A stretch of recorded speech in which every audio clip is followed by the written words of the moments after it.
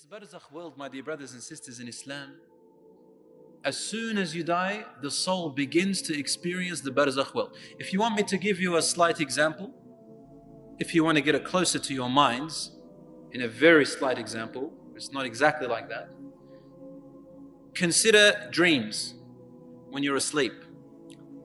Your body is in the room, and everyone can see your body, witness your body, touch your body, hear you.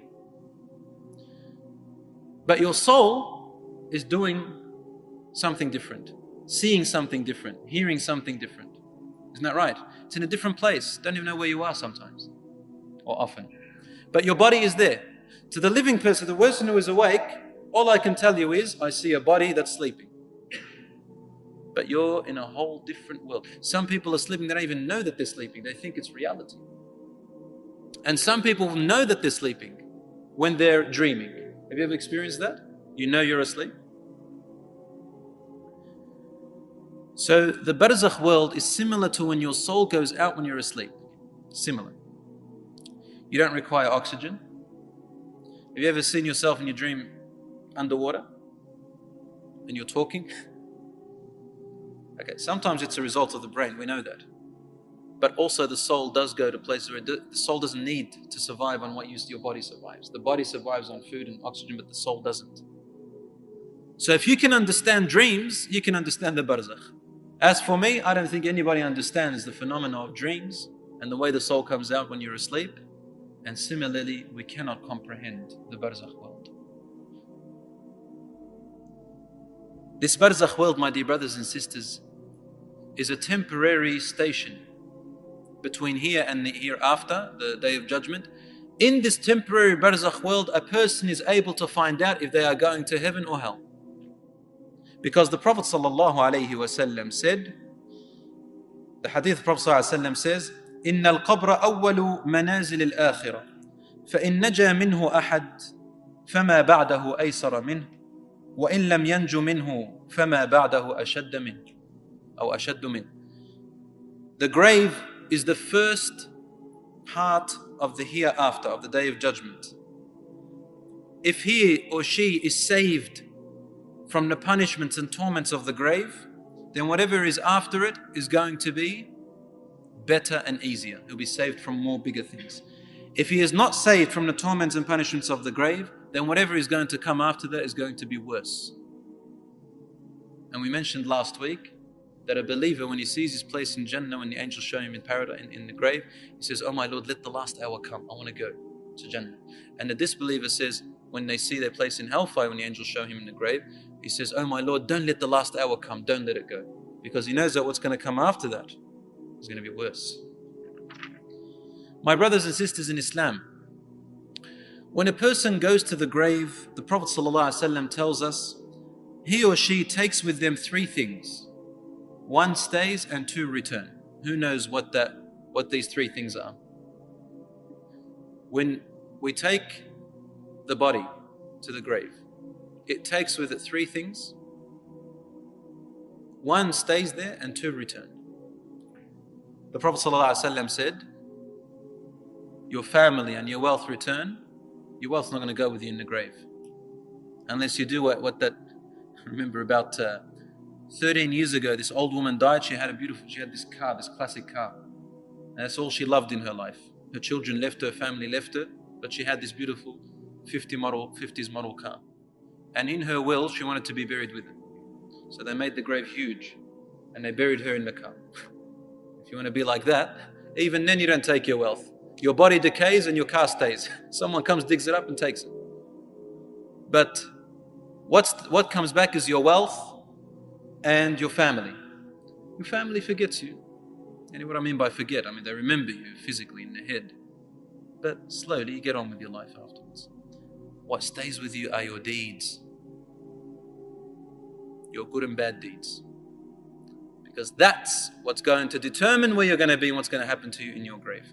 Brothers and sisters in Islam, al-barzakh life means that a person will be either punished or rewarded in a certain way in there, and it is the sign for what is going to come next. The Prophet ﷺ indicates or tells us that the dead people visit each other in their grave. Now, The dead people visit each other in their grave. For he said, sallallahu alayhi wasallam, when you bury your dead, then make their kafan, make their shroud nice, and put on beautiful fragrance to them, make them presentable. For the people of the grave, yatazawarun, they visit one another. But the Prophet ﷺ told us about this scenario that it will happen. He said, حَسِّنُوا أَكْفَانَ مَوْتَاكُمْ فَإِنَّهُمْ يَتَبَاهَوْنَ وَيَتَزَاوَرُونَ فِي قُبُورِهِمْ. Make their shroud nice, for in their grave, the dead people visit each other. And in Sahih Muslim, Prophet ﷺ said, إِذَا كَفَّنَ أَحَدُكُمْ أَخَاهُ فَلْيُحْسِنْ كَفَنُهُ. If any of you put the shroud on your brother, then make it presentable. Presentable, meaning it's an image for someone else who's going to see it. There is a similar hadith where the Prophet ﷺ tells us that bury your dead with the salihun, with the righteous people. For the neighboring person of a grave can harm the person who is next to them if they are being punished. They said, Ya Rasulullah, when they're dead, how are they going to be harmed? He said, won't you get harmed by your neighbor in real life? They said, yes. He goes, and therefore when you're dead, you get harmed by your neighboring dead person. So if you can, choose a grave that is righteous. If you cannot, it's okay. Allah subhanahu wa ta'ala will look after them, make dua for them. Bi-idhnihi ta'ala. The Prophet ﷺ tells us to think about these moments. He said, أما أنكم لو أكثرتم من ذكر هادم اللذات لشغلكم عما أرى يعني الموت فأكثروا ذكر هادم اللذات الموت فإنه لم يأتي على القبر يوم إلا تكلم فيه فيقول أنا بيت الغربة. Prophet ﷺ used to say, talk a lot about death. Yani, not just death, talk about the hereafter. Talk about the purpose of life. When you talk about the hereafter, it means you're talking about the purpose of why you're actually here. He said, for it is, if you were to talk about it a lot, then it will help you not to be distracted by what I see. And when you go into the grave talks to you. And the grave says, I am the house of the strangers. I am the house of being alone. I am. And the Prophet ﷺ said, the closest Allah is to his servant, or one of the closest times he is to his servant is when he's in the grave. When he has no father or mother or children or brothers or sisters to accompany him or friends, Allah subhanahu wa ta'ala is there for a believer. The Prophet ﷺ told us that a person who is being punished in their grave, the animals can hear him or her. Rasul ﷺ tells us in a hadith where he said, Ali radiallahu anha or Aisha radiallahu anha said, two old Jewish women entered my house one time in Medina because they were neighbors. And they said to me, the people of the grave get punished inside their graves. So I said to them, you are lying. This is not true. People in their graves don't get punished. Then they left. Then the Prophet ﷺ entered and I said, Ya Rasulullah, two old women from the Jews came to me and said, the people of the grave are getting punished in their graves. The Prophet ﷺ said, صَدَقَةً إِنَّهُمْ يُعَذَّبُونَ عَذَابًا تَسْمَعُهُ الْبَهَائِمُ. They spoke the truth, those two Jewish women. The people of the grave who are getting punished, they get punished until the animals can hear them. So the human beings and the jinns can't hear them, but the animals can hear them every now and then. She said, I never saw the Prophet ﷺ after that day in prayer or after prayer, except that he would be seeking refuge in Allah from the punishment of the grave. I don't mean to scare you, but it is our deeds which inevitably decide what the status of our graves are going to be like. إِمَّا رَوْضَةٌ مِّن رِيَاضِ الْجَنَّةِ أَوْ حُفْرَةٌ مِّن حُفَرِ النَّارِ. Either a garden from the gardens of paradise or a pit from the pits of hellfire. So the Prophet ﷺ himself is to say, أَعُوذُ بِاللَّهِ مِنْ عَذَابِ الْقَبْرِ. Oh my Lord, I seek your protection from the punishment of the grave. And this is what we should be doing as well. This is the hadith which is narrated in Bukhari, by the way. And in another hadith, Prophet ﷺ said, تَسْمَعُهُ الْبَهَائِمُ كُلُّهَا. All of the animals can hear him when he is being punished. Meaning every now and then, all animals, all types of animals can hear. And the Prophet ﷺ passed by two graves one time. This is also Sahih Hadith in Bukhari and Muslim, where he saw two graves and the Sahabas were with him. And he went to a particular type of plant, and he cut off a bit of its branches and placed one on one grave and another one on the other grave with his hands. And they asked him, why did you do that, Ya Rasulullah? Because that's not normally what you do for people who have died, for their graves. This is not the norm. But the Prophet ﷺ did it especially just for these two. He said, إِنَّهُمَا يُعَذَّبَانِ وَمَا يُعَذَّبَانِ بِكَبِيرٍ. They are being punished right now. But they are not being punished with something big. What he means by something big, meaning in our eyes, we don't consider it as a huge thing. But to Allah, it is a big thing. That's why they're being punished. Because Allah doesn't punish you for something small. He'll punish you for something that's severe. That's really severe. But in our eyes, we don't see it as severe, because we take it for granted.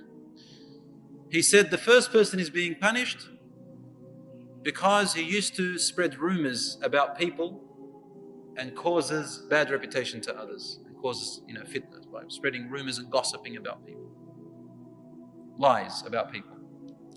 And the second person, he used to not urinate in privacy. So he would urinate in open and people would see his private part. It's just like that. In another tafsir, it tells us, and Allah knows best, that he didn't cleanse himself from urination. He used to pray like that with the impurities deliberately. Allah knows best. Either of them are big sins. He said, I placed those clovers. Maybe because of my hands placing them, Allah subhanahu wa ta'ala will lessen their punishment until the clovers have withered away. And these were Muslims from the Ummah of the Prophet ﷺ. Or actually, Zayd ibn Thabit radiallahu anhu narrated that once while the Messenger of Allah subhanahu wa ta'ala was passing through a grove or a grave owned by the tribe of Banu Najjar, Arabic tribe called Banu Najjar, the Prophet ﷺ was seated on his camel or his mule, and the mule unexpectedly turned its course, and it seemed that it would throw him down. It was about to throw the Prophet ﷺ off it, as if it's afraid of something, like when a horse sees a snake. All of a sudden, 5 or 6 graves came into view. The Prophet ﷺ inquired, does anyone know who are buried in these graves? And a man said, I do. Or a companion of the Prophet ﷺ said, I do. And he asked, when did they die? The Prophet ﷺ asked. And the companion replied, during the days of Jahiliyyah. Yani the days before Islam came up. The Prophet ﷺ remarked, they are undergoing punishment in the grave. Were I not afraid that you would not be able to bury your dead, I would have prayed to God to let you too hear a part of the punishment of the grave that I am hearing. And if it wasn't that I knew that you bury each other, I would have let you hear, asked Allah to let you hear what I'm hearing right now. But if you were to hear it, you probably wouldn't bury each other anymore. After saying this, the Prophet ﷺ turned towards us and observed. He said, seek the protection of Allah from the punishment of hell. We all said, أعوذ بالله من عذاب القبر من عذاب النار. The Prophet ﷺ then said, seek the protection of Allah from the punishment of the grave. He said, نعوذ بالله من عذاب القبر. The Prophet ﷺ then said, seek the protection of Allah from every mischief, manifest as well as hidden. So they said, نعوذ بالله من الفتن ما ظهر منها وما بطن. The Prophet ﷺ then said, seek the protection of Allah from the gravest mischief of Dajjal. So we said, نعوذ بالله من فتنة الدجال. This is the hadith of Prophet ﷺ, which is narrated correctly in Muslim. And also there is a hadith of the Prophet ﷺ, which is in Bukhari and Muslim, that now I would like to take you on that journey just for a little while to witness what is happening in the life of al-barzakh right now. As we are living now, things in the barzakh that are occurring. Firstly, before I mention this hadith, the Prophet ﷺ told us that when a person dies, their soul goes to a place, a destination that you and I cannot see or witness in the barzakh world. The soul goes either to where the believing souls and good souls are gathered, or it goes to where the disbelieving souls and the filthy or the bad souls are gathered. And neither of the two meet each other. They're in bliss, they're in punishment. And when the believing soul goes to the believing place, the believing dead people, their souls run to it. Like a person who is traveling, going overseas, how everyone runs to you to ask you about family and friends that they have back at where you came from, right? How are they doing? How's their health? So similarly, in the barzakh world, the believing souls run to this new soul that is just a fresh dead person, and they ask them about their brothers, their sisters, mothers, fathers, children, relatives, friends who they have left behind. What are they asking them about? They're asking them about their faith. They're asking them about their deeds. How are they doing? Are they coming close to Allah? Have they gone astray? What's happening to them? So it means that they miss them. They miss them and they want the best for them, but they don't know what's happening to them. So this freshly dead person says to them what he knows about them. If he tells them good, they become happy, because they know that if they die now, they're going to meet them. They're going to be with them. Especially family. Yani parents and children, family, brothers and sisters. Because Allah subhanahu wa ta'ala says in the Quran, وَالَّذِينَ آمَنُوا وَاتَّبَعَتْهُمْ ذُرِّيَّتَهُمْ بِإِيمَانٍ أَلْحَقْنَا بِهِمْ ذُرِّيَّتَهُمْ واتبعتهم ذريتهم بإيمان ألحقنا بهم ذريتهم وما ألتناهم من عملهم من شيء. And those who believe truly and they died, Allah and their offspring believed with them and they died, Allah subhanahu wa ta'ala will reunite them together and will not take any of their rewards away.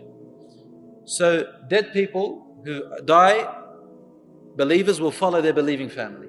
And that's the only concern of the souls of the dead people in the hereafter. As for the bad soul who goes to the bad destination, they also run asking. And if they tell them they're doing good, they actually get relieved. If they're doing bad, they also get upset, because they have seen what has happened. But if they go to the believing section and they ask them, where is the soul? Or what did our relative do? Or our father or brother or whoever it is? And the freshly dead person says, he beat me. Sometimes you may say, he beat me, meaning he died before me.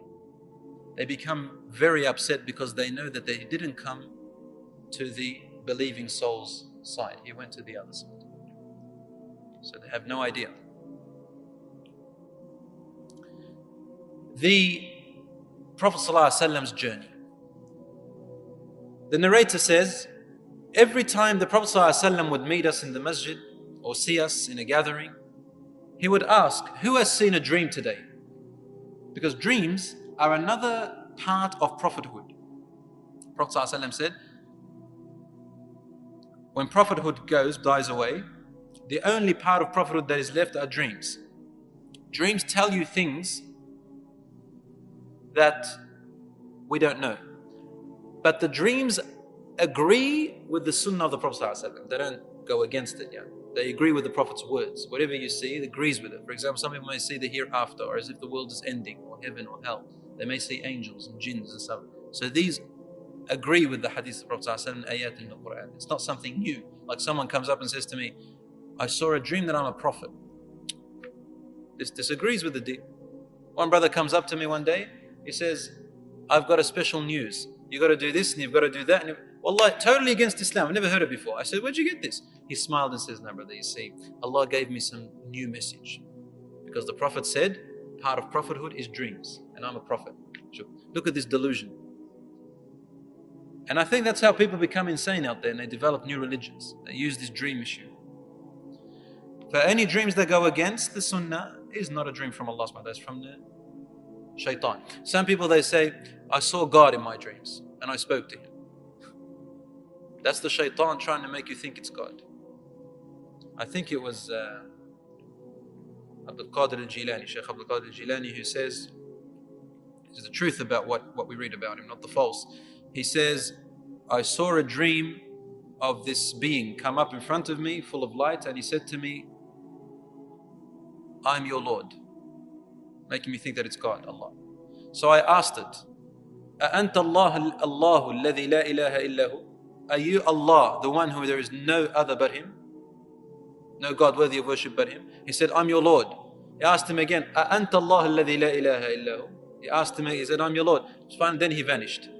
And he knew it was the shaitan, because the shaitan cannot answer that question. Say, I am. The shaitan can't say, I am Allah who is no God worthy of worship. Anyway, the Prophet ﷺ used to ask this question. One day, the Prophet ﷺ, he himself saw a dream. And when the Prophets see a dream, it's absolutely true from Allah subhanahu wa ta'ala. No doubt. They either see from Allah or nothing. Different to us. And he said, Atani atini layla. This night, last night, someone came to me in my dreams, meaning angels. They came to me too. And they took me into the skies, into the life of the barzakh, into another world of the dead, the world of the dead. It doesn't say the world of the dead, but Prophet ﷺ means here that he took him to the world of the unseen. And it is the world of the dead. Soon you'll see what I mean. He said, we reached a place. I saw before me a man who was lying down on the floor, on his back. And there was another man, a big man, holding a huge stone. He would come up to this man lying on the floor and he'd throw the stone onto his head. And it'd crush his head.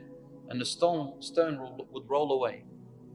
The man would go to pick up the stone, and by the time he comes back to the person on the ground, his head has been restored. And he'd crush it again. The stone would roll away. And he'd keep doing that over and over. So I asked them, who is this man on the floor, and why is that other man doing this to him? They said to me, move on, move on. Don't ask questions, keep going. He said, then we moved on. Then we passed by a man who had a hook,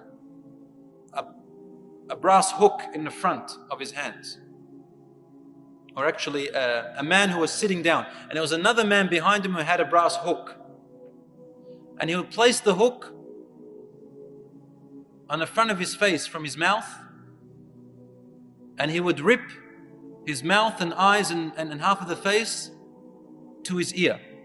Then he would come to the other side of his face and rip his other side of his face to the other ear.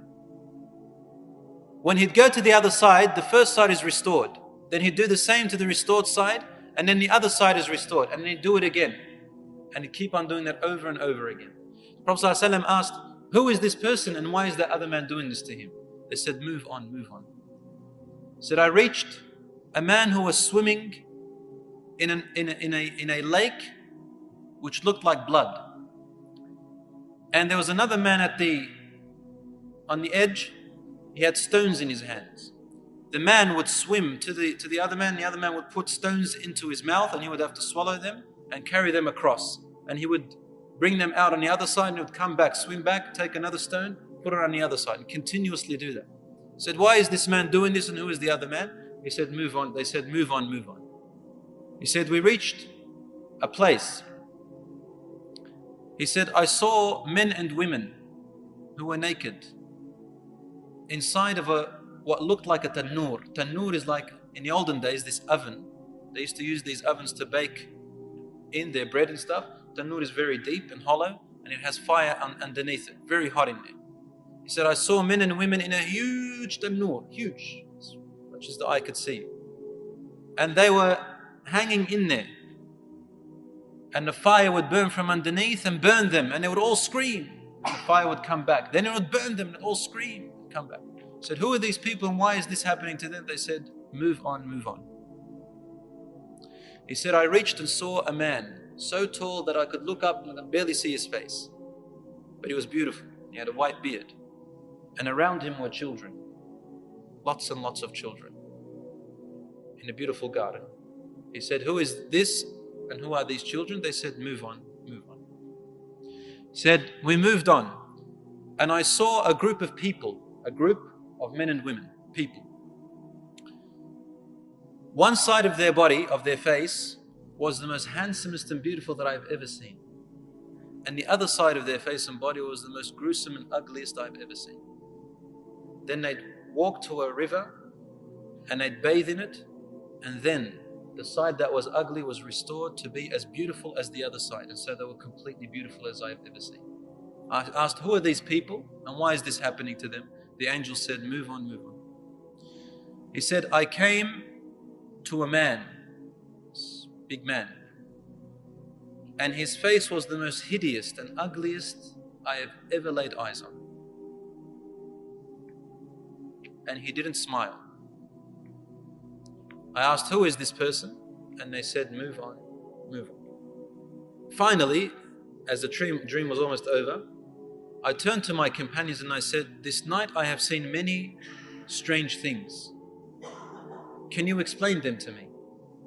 And they told him, the first person that was having a man crushing his head is either, we don't know the exact tafsir here, either an example or it is real. But nevertheless, this is what will happen or what it is happening to the person who dies before the Day of Judgment. He said, that was a man who used to deliberately sleep past his duties, his prayers. يتثاقل رأسه عن الصلاة. His head is too heavy to get up for his prayers. And so he is being punished like this until the Day of Judgment. The second person, who were having hooks ripping their sides of their faces to their ears, said, these are the people who used to spread lies about other people. Walk out of their home and spread lies about this person, that person, rumors, lies. And they'd carry on information without making sure if it's true, and they carry it about the other people, ruining their lives and their reputations. Namima. It's called namima. Yamshi bin namima. Walking in rumors and gossiping about other people. So it's being ripped. This is punishment till the Day of Judgment. The third person, who was swimming and having these stones, he said, ذَلِكَ آكِلُ الرِّبَى. He is the person who consumes interest, riba, usury. Yani, he is not in need. It's not a necessity for them to consume riba or to take it or to give it, and they did it. So they are being punished this way until the Day of Judgment. What's going to happen is going to be worse. He said, the people that were in the tannoor, in that big huge oven underneath and screaming from the heat, were the adulterers and adulteresses, fornicators and fornicatresses of this ummah, of this nation. As for the people who had one side beautiful and the other side ugly, and they would wash from the river and they would be restored, he said, these are the people whose good deeds are equal with their bad deeds. They burn a little bit, or these are the people whose good deeds weren't enough, to make them enter Jannah. So they have burnt for their bad deeds, and then they are saved from the fire, or they will be saved from the fire, and they will cleanse themselves from this river in Jannah, and they'll be restored. As for the tall man that you saw with children around him, that is Prophet Ibrahim alayhi salam. And those children are the children of believers and non-believers who died before the age in which the sayyi'at are placed upon them, for the age of maturity. As for the man who you saw was hideous and didn't smile, then this is Malik, the angel guardian of the fire, of hellfire.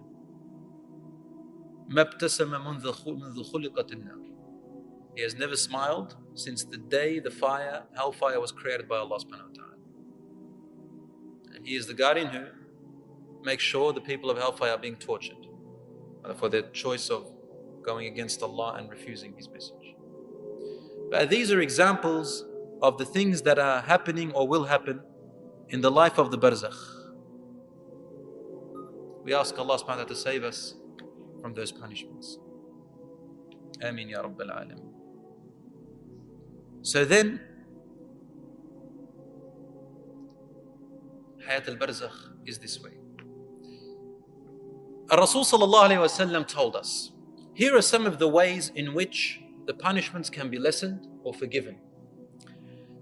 And in your grave, your light can be increased, even though your deeds are not enough to increase the light or to make your journey better.